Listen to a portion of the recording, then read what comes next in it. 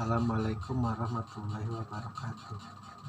A'udzubillahi minasyaitonirrajim. Bismillahirrahmanirrahim. Amun fi yaumin zi masghabah, atau memberi makan pada hari terjadi kelaparan. Salah satu ciri bagi mereka yang bersedia untuk menempuh jalan yang mendaki dan sukar, jalan-jalannya para nabi dan Rasulullah, selain yang pertama adalah melepaskan perbudakan, memerdekakan hamba sahaya. Mungkin ini kejadiannya pada saat terjadi wabah, terjadi paceklik ya, karena pernah terjadi pada masa Rasulullah itu terjadi wabah seperti pada saat kita pula corona seperti ini. Selain melepaskan perbudakan, baik tafsir realita maupun tafsir mistiknya adalah perbudakan diri sendiri atau perbudakan fisik, yaitu melepaskan hamba sahaya. Lalu yang kedua adalah memberi makan pada hari terjadi kelaparan. Jadi ketika terjadi semacam gelombang bencana, gelombang wabah seperti halnya corona pada saat ini, atau bencana alam, kita tidak merasa khawatir dengan harta kita, dengan apa yang kita miliki itu akan mengalami defisit, mengalami kekurangan. Malah kita memberikan kelapangan kepada mereka yang lapar, kepada mereka yang tidak mampu untuk memenuhi kebutuhan pokoknya, itu makan. Sebenarnya ya, kalau mereka menyadari bahwa dunia ini berputar, terkadang di atas, terkadang di bawah, pada saat terjadi semacam gelombang wabah, penyakit, gelombang kelaparan, bagi mereka yang kaya, jika mereka istilahnya kikir, istilahnya tidak mau untuk memberi pertolongan kepada mereka yang sedang mengalami bencana, mengalami kelaparan, wallahu alam, karena dunia ini berputar. Itu pun terjadilah mungkin pada saat bencana, pada saat Rasulullah itu orang-orang kaya menutup diri, orang-orang kaya merasa, makanya Al-Quran sering mengatakan celaka bagi mereka yang memiliki kekayaan dan merasa hartanya itu cukup untuk melindungi dirinya, untuk melindungi keluarganya, untuk melindungi masa depannya. Dia tidak ingat bahwa aku menciptakan makhluk itu dalam kondisi yang sangat susah, dan sejak lahir, remaja, dewasa, menikah, tua, air mata pasti keluar, kesengsaraan pasti keluar, penderitaan pasti keluar. Pun bagi mereka yang kaya sekalipun, pun bagi mereka yang tampan, cantik, pintar sekalipun, tidak. Kalian tidak akan pernah merasakan pahala yang paling sempurna, itu surga insya Allah bagi mereka yang percaya. Nenek moyang kalian sudah merasakan, namun karena hasutan iblis, kedengkian iblis,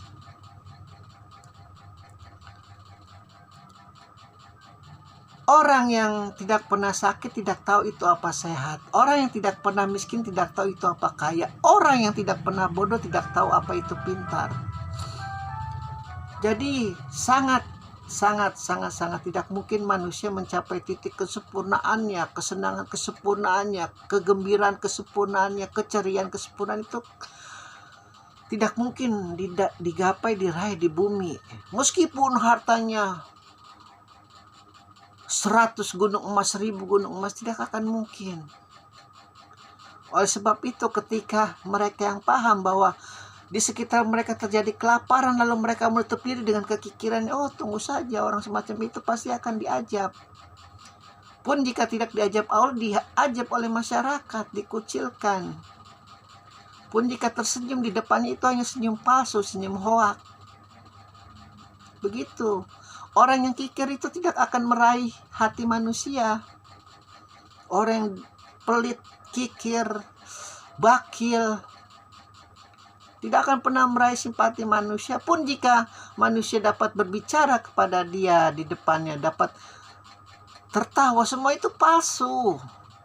Tak percaya, palsu, hanya mengharapkan kekayaannya saja.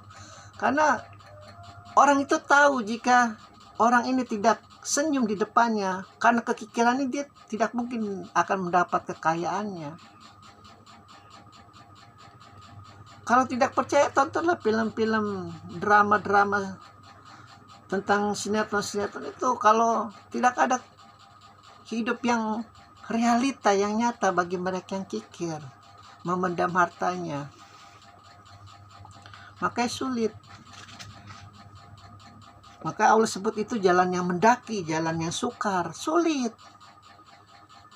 Kita naik ke Everest itu butuh tenaga ekstra fisik kuat. Masa seperti itu bagi mereka yang sangat berat berpisah dengan hartanya, seperti itu hati mereka. Maka jalan yang mendaki, jalan sukar, tidak seperti Rasulullah. Sedetik pun tidak ada begitu dia meraih kekuasaan, meraih penghargaan, membelah semua yang namanya berhala di sekitar Mekah. 360 berhala, jenis-jenis macam nenek moyangnya orang Arab itu. Tidak ada itu dia seperti raja-raja Romawi, raja-raja Yunani, raja-raja Majusi, raja-raja Persia. Ingin 1000 wanita, ingin mendirikan rumah mewah, ingin unta yang tercantik. Tidak. Sama sekali tidak. Rumahnya tetap rumah seperti biasa. Tidak ada itu kamar untuk tamu, tidak ada. Tidak ada itu yang namanya kebun-kebun mewah seperti pembesar-pembesar kita dengan intelektualitasnya yang tinggi. Lalu ketika dia sudah ujur, sudah tua, dia ingin punya rumah yang mungil, kecil, mewah, ada kebun-kebunnya dengan cucu-cucu. Tidak ada itu. Makanya untuk mengikuti jalan Rasul itu, jalan Nabi itu tidak mungkin, mustahil. Komitmennya tidak akan mencapai jalan seperti Imam Ali. Mungkin kalau Sunni kita ikutinlah Abu Bakar, Umar sama Utsman, itu tidak akan mungkin. Komitmen mereka kuat untuk menggapai tali Allah dari sejak membuka mata sampai menutup mata, dari pagi sampai malam. Maka itu jalan yang sangat mendaki, jalan yang sukar. Namun bagi mereka yang sudah mendapat makam semacam itu tidak ada sulit-sulitnya, tidak ada sukar-sukarnya. Sangat mustahil Rasulullah mempunyai tabungan, karena setiap ada tamunya itu selalu menceritakan, enggak perlu cerita, kau ke Baitul Mal pun kalau aku ada, aku pasti dari sini, karena aku juga lagi sudah tidak ada duit. Kau ke Baitul Mal aja atas izin aku, kau diizinkan untuk mengambil Baitul Mal. Begitu. Jadi berbondong-bondong orang fakir miskin, anak terlantar, yatim piatu mohon pertolongan Rasulullah melalui Baitul Mal. Namun kalau tidak ada ya disuruh bersabar, disuruh tawakal itu. Maka nggak ada mungkin kita mau ketemu semacam Nabi, bahkan ada nenek-nenek memegang bahu beliau, katanya kamu raja, katanya kamu penguasa dunia, Nabi, tapi kok kamu dandannya 11-12 dengan saya, karena saya Nabi terakhir. Akhlak saya wallahu alam, Al-Quran yang berjalan.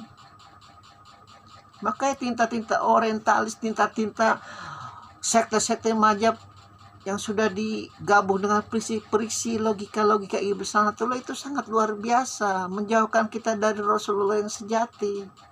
Sangat-sangat jauh. Jadi jangan disalahkan, jangan dianggap bidah, dianggap sesat karena mereka juga tidak tahu Rasulullah yang sejati itu seperti apa. Lebih ingin bergosip tentang poligaminya, tentang perangnya, tentang hal-hal yang berbau untuk enak diajak omong, gibahnya itu luar biasa memang. iblis lanatullah ini. Alhamdulillahirabbil alamin.